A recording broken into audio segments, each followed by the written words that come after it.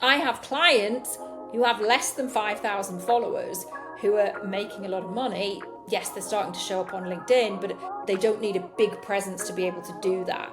And I think even I myself in the beginning thought I need to have this big presence to be able to sell. You don't.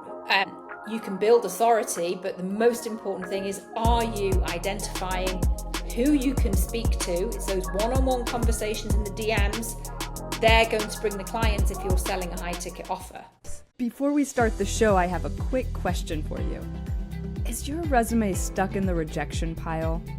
At Resume Assassin, I create powerful resumes that showcase your skills, experience, and achievements, getting you noticed by recruiters. I'll also optimize your LinkedIn profile, transforming it into a magnet for opportunity. Visit resumeassassin.com today and take charge of your job search. Visit resumeassassin.com.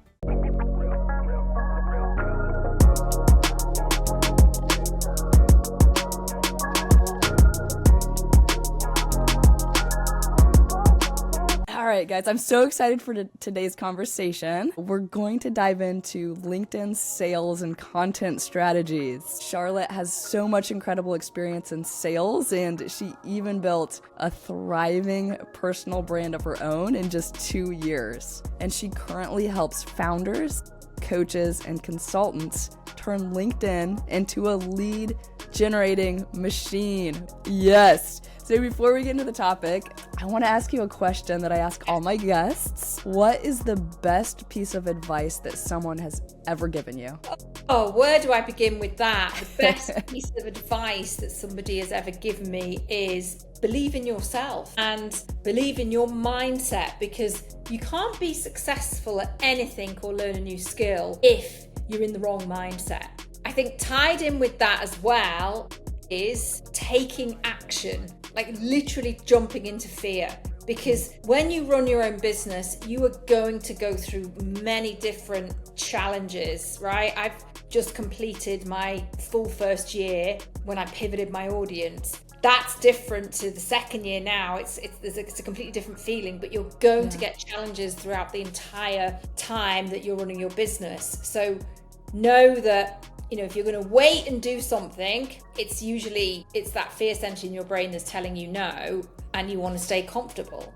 And you're not going to learn, you're not going to get better if you allow that to happen. So that's the key thing. And that segues nicely into what we're talking today, because to learn sales skills, a lot of it is overcoming fear, and the mindset piece has to be there before you can actually acquire the skills. If you're not believing in yourself, if you're not believing in your service and how you can help people, the mission, so make it about your mission, because if that's not aligned and it's not there, you won't be good at sales. And the same with your mindset. The mission and the mindset, the two M's, they have to be fully aligned. And there'll be people here who might be starting out earlier in their journey, but even if you're a seasoned entrepreneur, right, you're a seasoned coach or consultant, you're still going to face challenges. So remember, it's the mission and your mindset.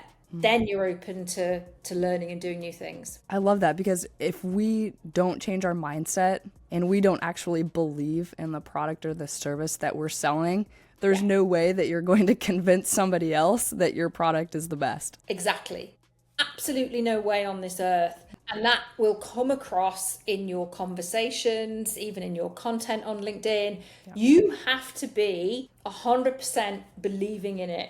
And that's often a hard thing to do if you're starting out. It's like you're testing, you're in testing mode. You've just got to be able to take action. Where I see people succeed, it's the ones who know that it's not perfect, have just had a couple of clients, or they haven't even got their first clients, but they know that they need to learn. So they invest in themselves to learn those skills, and they know that they're not going to have 100% clarity until they've gotten out there in the market, and until that they've sold their idea. So, that's really important, is your business will refine and change over time, but you've got to be really confident in what you're delivering, the transformation that you're delivering, because if you can't, then you're not going to sell anything. Absolutely.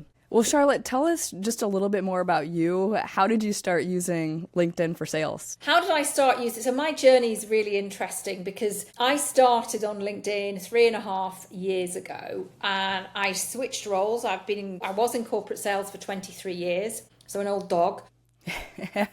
I changed roles. So I was commission only for years, working with a few brands, a big well-known brand like Financial Times, didn't really use LinkedIn, had about 3,000 followers for many years. And it was just this really stale corporate directory where people look for jobs and people put industry news. There were no photos, there's nothing like it is today. And I changed roles just after COVID. And obviously with COVID, I used to travel a lot for business. So I would go to networking events, I'd go to meetings and conferences, and I would sell there. I was very good at that, picking up the phone. Suddenly, we did everything on Zoom. Suddenly, we had to be really good at outreach. So more people started sending emails. There was a big shift, right? Big paradigm shift in that people now, and it's great because although COVID was terrible, it brought a lot of change very quickly. So people started leveraging in sales cold email, LinkedIn outreach, the phone a lot more. And because I switched roles, that kind of made me, I had to do that for my role. I had to do a lot more online selling. And very randomly one day I decided to connect with some other sales creators that I saw in the B2B sales space because I was in B2B sales. And I started creating content and I started listening to them on podcasts. Actually never thought I would go on podcasts myself because at that time I hadn't been. And I started creating content myself. So this was very kind of innocent, it was like the first hit. I'll create my first posts. I would get on a call with a client. I would then finish that call. And typically if they gave me an objection or if I sold a deal, I would be posting about it on LinkedIn. I was always thinking, what's the lesson that I can teach other sellers with my posts? And there was no intention to monetize, to make money.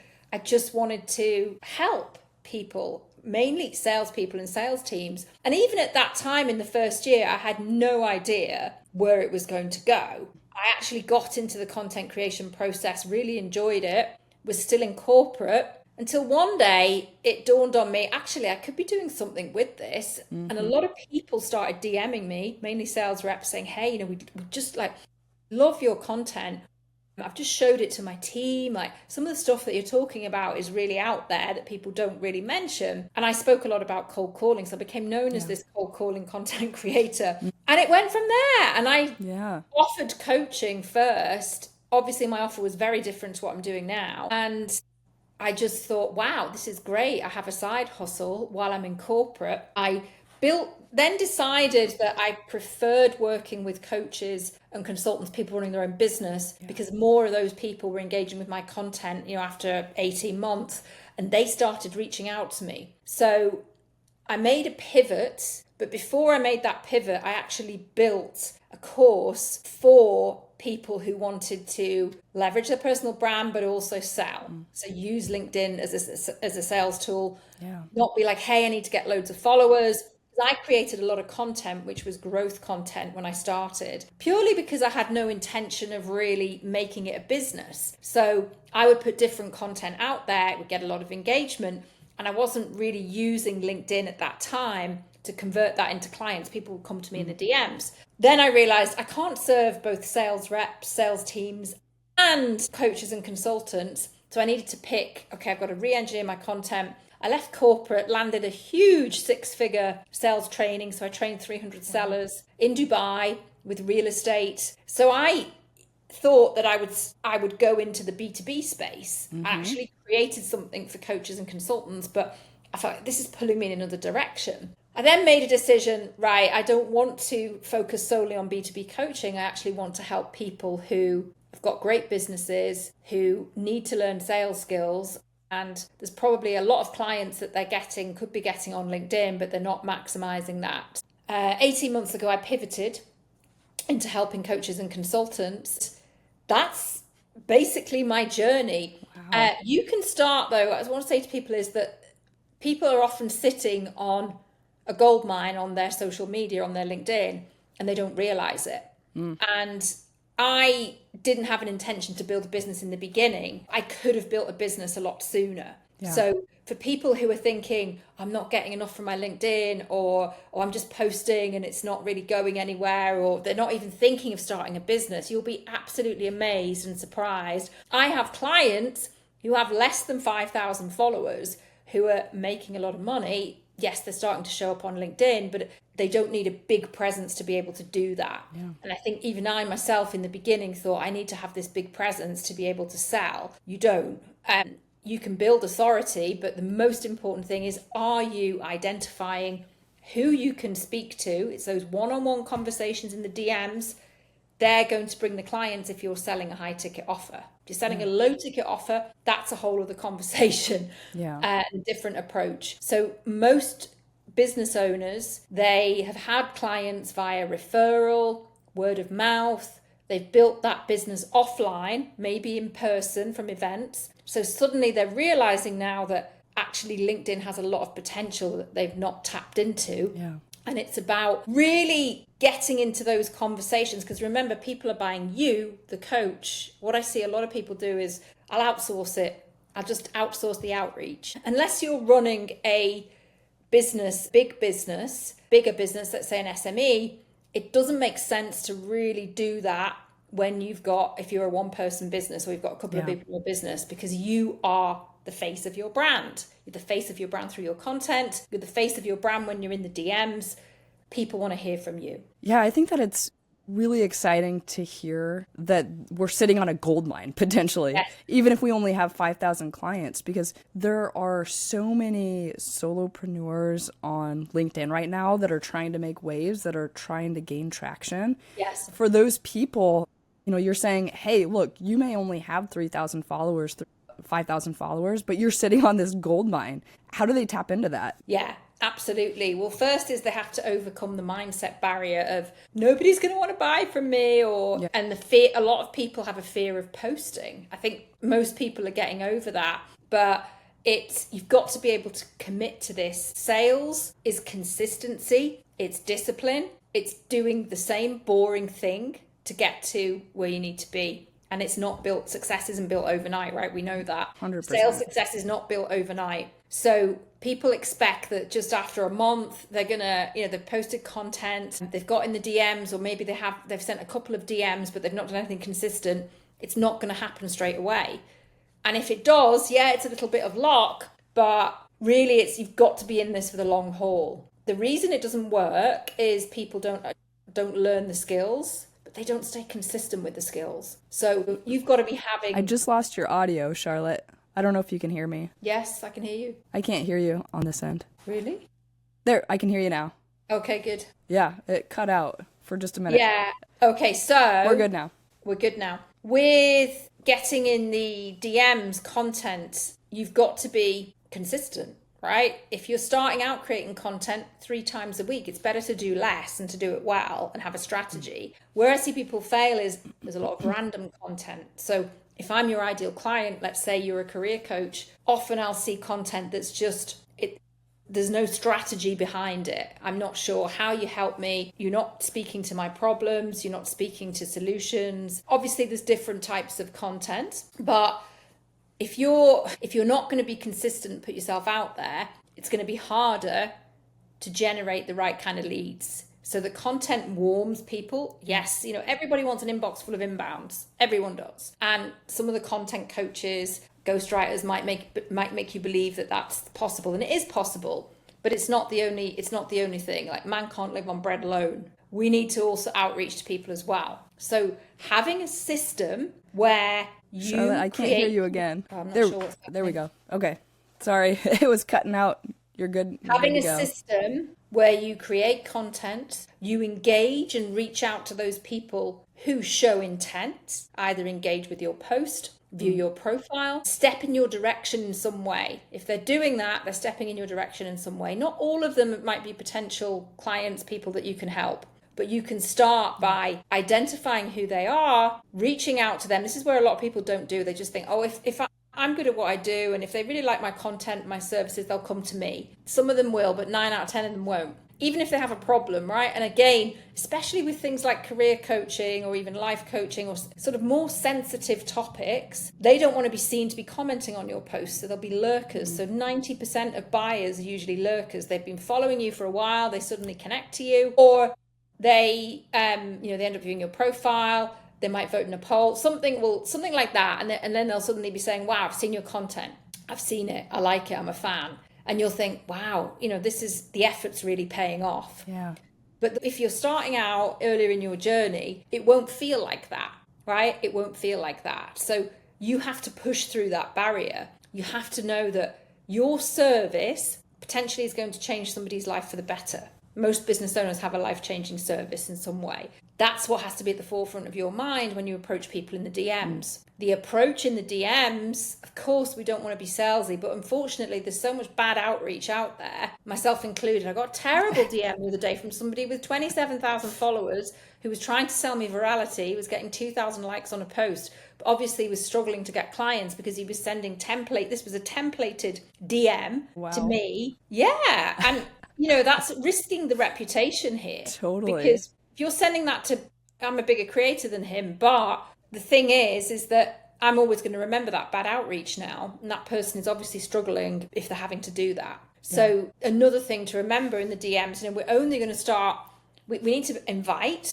So we need to invite that person first, engage them in some small talk. People are just sometimes impatient. They want to just go straight for the jugular, announce their services and just hope that it sticks. And that kind of outreach doesn't stick. We want to engage people in a conversation. I had a DM from somebody today. He said to me, I'm so impressed with your outreach. You have referenced 3 things from my LinkedIn and you've looked at my posts and you've been really specific. And he's like, nice. Nobody does that. So still, hardly anybody is doing it.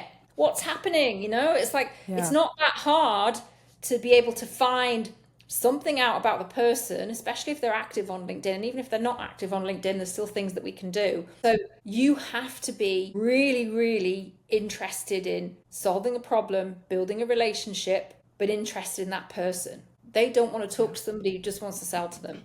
And that's the mindset shift that you need to have. Yeah, absolutely. I mean, if you just jump right in and you try to sell somebody something, they're probably not going to purchase your services, and they're going to have a reaction like you did, Charlotte, where you were completely turned off because it's like, obviously this person is, jumping into everybody's inbox and sending this canned response. They don't care about me. They don't know anything about me. It doesn't work. So, and I think that one of the bottlenecks for a lot of us entrepreneurs who are, maybe a little bit newer to posting content on LinkedIn, it's like, well, I'm not getting that engagement yet. So how do I know? Not too many people are even looking at my LinkedIn profile. So how do I know who to actually reach out to and start those conversations? So when not a lot of people are engaging or looking at your profiles, okay, easy. Put together a hit list of, again, are we targeting companies here? Are we specific companies? Are we targeting specific individuals? What does that look like? First, before you even get to a tool like SalesNav, you can use LinkedIn. LinkedIn search is a really good way to identify leads, but there's a warmer way to do that first before we even get to LinkedIn search and its filters. First, have a look at your peers and competitors, who is showing up on their posts, who's commenting. You can engage people in the comments. That's a really good way to warm them up. Then send them a connection request and a DM. Just because they're commenting on a competitor or peer's post does not mean that it could be that they're working with them, but it doesn't mean that they can't work with you. So that's another thing that you have to shift. Again, people that are commenting are usually more active, more responsive. Second thing to do, go and have a look at events. So if let's use the career coach example here because you're a career coach and this is easy. There's tons of events that are happening on LinkedIn around careers, around if you're a mid-level exec or a senior exec, you want to get into a leadership role, or there's tons of events. If you go into LinkedIn search bar and type events, then you get the events tab, and then you can start to put in keywords and look for specific events. What happens, even if it's a past event, so it doesn't have to be a future event, if it's a past event, you can still attend. When you attend, you can see there's a tab called networking on the event. You can see who's attending that event. Hey, saw that you attended the event, be great to connect. Great. Actually, I couldn't make it on the day, or maybe you watched the recording, whatever. How did you find the event? So now we've got a conversation going. We've warmed up a cold lead. The second thing that you can do, have a look at groups. There's lots of different groups on LinkedIn focused on careers, on leadership. Go and look in there, because those people perhaps they're engaging with posts in those groups. They're obviously looking to potentially invest in themselves. So commenting on peers and competitors' posts, events, powerful groups. Yeah. That's before we've even opened Sales Nav, of course. And that's before we've done LinkedIn. LinkedIn search, you can also search via your peers and competitors. They're following maybe a peer of yours, an influencer, another creator that talks about leadership. You can go and have a look and see, okay, who is following them? Reach out to them that way. Send them a connection request. Then say, oh, I see that you're following Mary Southern. What do you really like about Mary Southern? Mention something specific. Mention something that you find on their profile. Great that you've been in your role, however long it is, or where do they live? Have you actually been to the place that they live? Most of the times I've been to 77 countries. There's plenty I can say when I see somebody lives in Atlanta or New York. In New York, I went to Nana's Matcha Tea last May. I love that place because I love matcha tea and it was amazing. So I mentioned something like that. Yeah. Start a conversation, or see that you're a mid-level exec for how many years. It's a great position, isn't it? Something like that, conversational. Again, if we've exhausted all our leads on LinkedIn, and remember, when you click on the people button on the top, you see network recommendations. LinkedIn will recommend like-minded people that perhaps could be leads. Also, let's say you go on somebody's profile, it then shows you other similar profiles that people viewed. These again can be potential people that you can reach out to. So that's a way to warm up cold outreach. Another way to do it is on Sales Nav.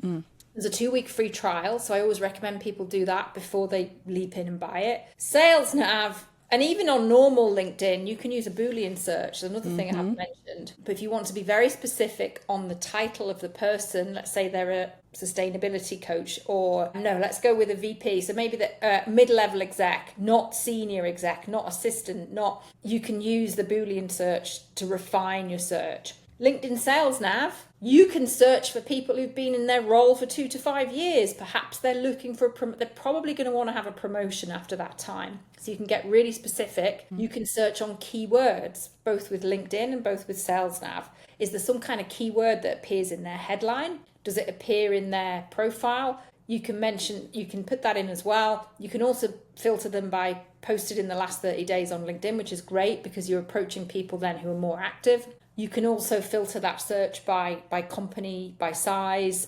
the companies that they're in, the region. So you absolutely never, ever, ever run out of leads on LinkedIn. And most people, sometimes they get a lot of high intent leads. So I get a lot of high intent leads, people who are stepping in my direction. They might view my profile, engage with my content. There might be inbounds. But that doesn't mean I give up and say, okay, I don't need to do any cold outreach. Yeah. So really, when we've got really great content and we're consistent and we stick with it, the right people will find us.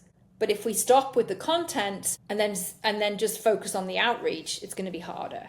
Yeah. So this is more sales reps because they don't typically post content. So your content is doing the work for you while you're, it's a 24-hour salesperson.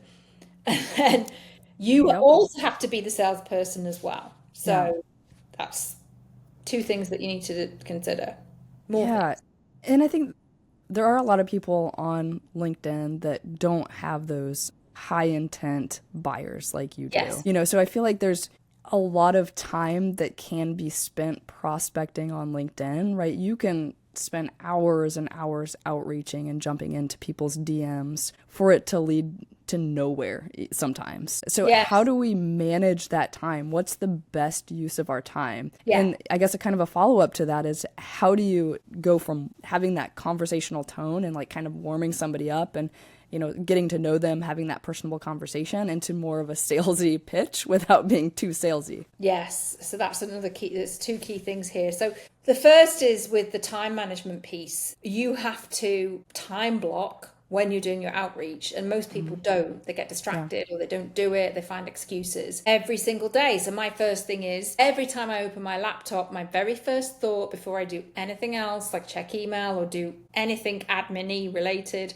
where is my next client coming from? Where are they coming from? Might look at my pipeline, right? Okay, great. What am I going to do? I'm going to go on LinkedIn, and all I'm going to do for the first 60 minutes, and actually, I recommend this, and I do this myself as well. The night before, or even if you want to plan for the whole week in advance, great. But usually the evening before you finish work or the afternoon, spend 30 minutes finding people, businesses that you can reach out to. So you're building a list. Why do it then? Because it's you're in that kind of, okay, I'm in a research mode, I'm not outreaching, so I'll just do it all together in one. This is what we do as sales reps, right? We work in blocks. Sales reps, that's what we're taught, because then we're more efficient, we're focused, and we stick with it. So let's say you've lined up, it's Tuesday, Monday afternoon, you've lined up who you're going to speak to. First thing Tuesday, and like we say, eat the frog, do the thing that you hate first in the morning, get it out of the way. Like for me, it's my exercise. I hate doing it in the morning, but I feel great afterwards. And say to yourself, it's not that I want to do it, it's the way I want to feel after I've done it. So the harder task in the morning, your brain is more kind of focused and switched on than it is in the afternoon when you're tired. What are you going to do in that first hour? Maybe it's 7 to 8 a.m., 8 to 9 a.m., typically for me, it's 8 to 9 a.m. I am literally starting conversations with people. That is all I am doing. And I'm tracking what I do. So there's a really good tool that I use called Condo. Try Condo to do it. And I'm not sponsored by them, by the way, but they are just really... Does that hook into LinkedIn? Is it like a Chrome extension? It does, yeah. So it's like it's a Chrome extension. No, it's an inbox, but basically allows you to time your responses and really segment, okay, did this person connect or follow with me? They view my profile. Then you can send your DM, and then if they don't respond, 2 days later, I would be going back to them. So I time, let's say it's a 10-day outreach. So that's the first thing. Can I start 10 to 20 conversations in an hour? Yes. Yeah. If you're just starting out, 5 to 10 is enough. It's better to focus on quality than quantity. But the reason people don't get clients is because they're not doing the right things to get them. So this is pipeline building. Okay, I've done that first hour. I typically post at to 1 p.m. in the afternoon my time, so that's like 7 a.m. Eastern. I will then engage with my post for like 15 minutes, 20 minutes, and then I'll be going back to the DMs to see if anybody's responded. Sometimes they have, and see if I can do a few more DMs then. That's it. Everything else then is the client delivery, other things, opening email. I don't open my emails till the afternoon. Never open them first thing in the morning. I've started my conversations. Then at the end of the day, I can plan for the next ones. And if I feel like I've got a bit more energy, maybe I'll send a few more DMs. But I'm blocking that time in my calendar so that nobody can book a call with me, and I'm focused on it. So this is the first thing. It's like we all have time. If it means getting up an hour, 2 hours earlier, do it. Because if you are really convinced that your business is something and that it's going to help people, then you need to be doing these things that are going to find those clients, right? So you're going to make time. It's like there's no excuses. I don't have time. It's like what you're really saying is it's not a priority, or I don't really want to do it. So you have to be really honest with yourself here. Setting that discipline is important. Top athletes, salespeople are like top athletes. They're the athletes of the business. It's like you have to train hard. You have to stick to your training. It's like if you want to lose weight, build muscle, you've got to stick to not just the exercise, but the flipping meal plans. Yeah, otherwise you got to put in the reps. Put in the reps. It's the same with sales. So that's the first thing. The second thing that you mentioned, the discipline and the consistency around this is so important, because without that, it just all goes out the window. And most people, when it's not working, it's because they haven't tried it for long enough. That's usually the case. They haven't put into practice what they need to put into practice for long enough that it hasn't worked. So they start complaining and saying, oh, it's not working. They want to blame. So you've got to get that out of your head. Second question that you asked me, Mary, was related to that. Oh, the part in the DMs. So when the DMs went, how do we pivot into business? Yep. I actually have a video coming up on this because it's really good. It's a big topic. Yeah. And it's one where people struggle the most. Like I've polled it many times.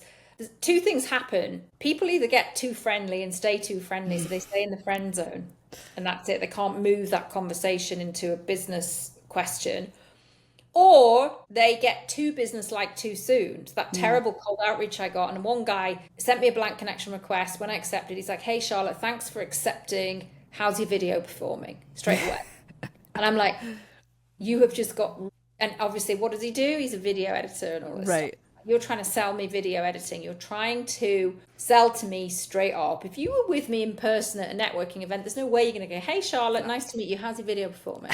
You're going to find that really weird. And you're just thinking, just go away, Like, just go away. So they're the two problems that I see. It's either too much too soon, or not enough of what they need to do at the right time in the conversation. Now, typically, yes, a bit of small talk is necessary. So I might send a connection request if I'm sending it with, if it's not blank. And again, there's blank work for certain types of people, personalized work for other types of people. I tend to prefer personalized because most of the people, most of my prospects, clients are active on LinkedIn. But there's some that aren't. Most of them prefer blank connection requests. I will look for some kind of commonality on the profile. So usually it's they've been running their own business. How long have they been doing that for? 2, 5, 10, 15 years. Like, wow, it's a great feeling, isn't it? Saw that you started and that and I might mention other achievements that I noticed. I might like to put a PS in because nobody puts a PS in. Yeah, PS, personalized. True. I see that you're, again, you'll find clues in their about section. Sometimes you might not,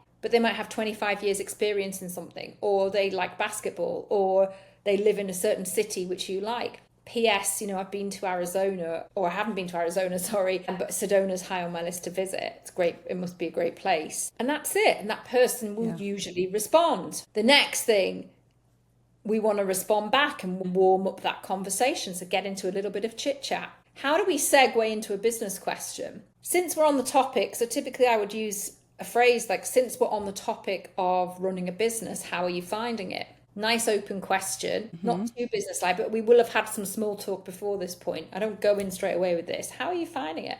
Since we're both on LinkedIn, how are you finding it? It looks like you've built your business off LinkedIn and you just kind of got started here. How are you finding it? Great question. How are you finding it? For example, if you're a career coach, that person's been in their role 2 to 5 years. So you've established that perhaps you've had a bit of small talk around that you were in a similar role for a while, and then you pivoted into career coaching. How's it going? How are you finding it in your role? Once we've warmed the conversation up with a bit of small talk. We don't want to ask questions like, what are your challenges? It's just so flippin' generic. People ask me what my challenges are. It's like, I don't know how to answer that. I've got a million. So since we're on the topic of X, how are you finding it? Or I would default to segueing into an either or question. So since we're talking about business, since we're talking about LinkedIn, what's more important to you? Is it getting clients or growing your audience? Provided, obviously, we've warmed the conversation before we get to that point. Yeah. Couldn't help but notice, ask a question around that. So that's where people they feel uncomfortable asking that question. And it's how we phrase that question. How are we leading into it in a way that feels natural and not forced? That's the first part of the conversation. We want to identify a pain point, a struggle, or a compliment. Maybe they say, I love your content, or I'm loving it, or great, you're loving it. It sounds like it's going really well. What's the issue, if anything? Or it might be that they mention pain. Typically, people talk about their pain. They don't talk about how well things are going. They usually default to, well, I'm struggling with this, or I'm struggling with that. Great. Okay, so now we need to sort of find out, why do they think that's a problem? So I use what I call a SPICE framework in the DMs. It's start the conversation by identifying a struggle or a compliment. The second part of that conversation is so the P is focusing on the pain, going deeper on the pain points. What have they tried already? How have they tried to solve this pain? Why do they suppose that it's a problem? The I, identify what's been preventing them from solving this on their own. A bit more, dig a bit deeper. The C, so we've found about the pain state where they are now, the right now. The C is in SPICE is the confirm the ideal state. Where do they need to get to? What does success look like if they don't have this problem anymore? E, engage them for a meeting. Ask for the meeting. Say, hey, we want to segue into, and again, people here, they want to pitch their services. And if you've got a lower ticket offer, you probably could do that at this point. But if you've got a high ticket offer, and maybe you've got different services that are 10, 15 or 5K, you want to be able to get on a call with that person, because you want to be able to be a doctor and identify, hang on a minute, let me just see what part of my service, which medication is going to be better for you. I'm the expert here, not you. So we can ask them for the meeting, provided that we've identified that they have the pain points, that there are challenges around how we can help them, and they want to be able to solve this, and they have a success goal in mind. We can then say, hey, I know I can help you with this. Why don't we hop on a call and explore it? It looks like if we work together. Perfect. Very clear there that it's not a coffee chat, that it's not a, hey, let's have a virtual coffee meet you. We're going to talk about business, but we are going to identify for a little bit more and a bit more depth what you need help with. And I'm not going to tell you my services in the DMs because you haven't earned the right to hear them. I don't know which part of my service could help you. I have an idea, but I'm not going to give it to you all on a plate in the DMs. Yeah, for sure. Yeah. So what's one quick change that someone could make today to improve their LinkedIn strategy? One quick change. Oh, that's a really difficult question to answer. It depends on what they're doing already. So I don't know what they're doing already, but the biggest needle mover is make sure you're creating content consistently. Get in the flipping DMs, have conversations and book meetings. All we need to do is book one meeting a day. That's Monday to Friday, 5 a week. The thing is, it's not about volume. It's about being more efficient. If we've got the right type of client, if we've qualified well in the DMs, we've got 5 meetings in a week. We might not close them all. We should be able to close, even without sales experience, one of those, right? But with more sales confidence, if we're following that rhythm, a good conversion rate is 1 in 3. So even if we're not good at sales yet, 1 in 5 is still very good. But if you think about it, most people need to make anything from 5K plus a week. If we're having one meeting, if we're getting one sale a week and it's 5K, 20K for the month. Yep. It's not the rocket science that people think it is. Yes, it takes work, but provided that you're focused on the right things, you can make this work sooner rather than later. Totally. Awesome. I'm inspired. Charlotte, where can we find you on social media? You can find me on LinkedIn. So www.linkedin.com/Charlotte Lloyd, Lloyd, sales altogether. Charlotte Lloyd Sales. Find me on LinkedIn. I am on TikTok. I can't actually remember my handle because I don't use it so much. But LinkedIn is a place to find me. Thank you so much for coming on today. Thanks for having me. Thanks for listening. I will be releasing episodes every Monday, so be sure to subscribe on the platform that you are watching this, give it a 5-star review, and we'll see you next time.